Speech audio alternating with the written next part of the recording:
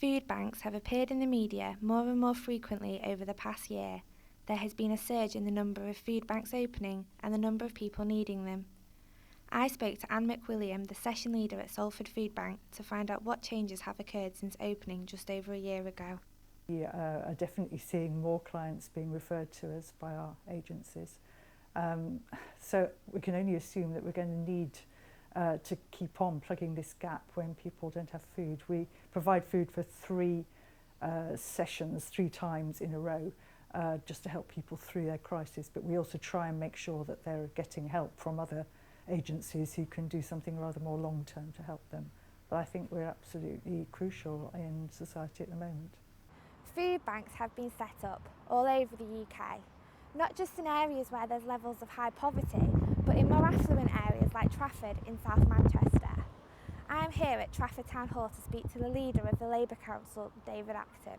The cost of living situation, crisis really, is having a big effect, and people actually are now having to choose between heating and eating. It's as simple as that, and so there is a crisis there, and food banks are trying to step in to make sure that people have enough to eat.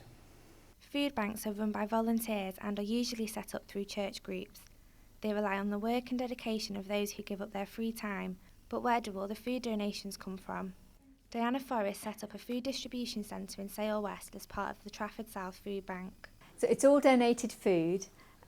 It's donated from local people. People just walk through the door sometimes with bags full of food, which is fantastic. Over times like harvest, the churches were very generous, and a lot of churches gave their harvest donations to the food bank. So we had a huge amount of food given then. And at Christmas time too, people have been very generous, wanting to give at the same time as they're giving to their own families, which is very, very special. So we have got plenty of food at the moment in our store, which is wonderful. Overall, it seems that food banks rely heavily on the generosity of the public, donating and volunteering to make sure that local people aren't going without food.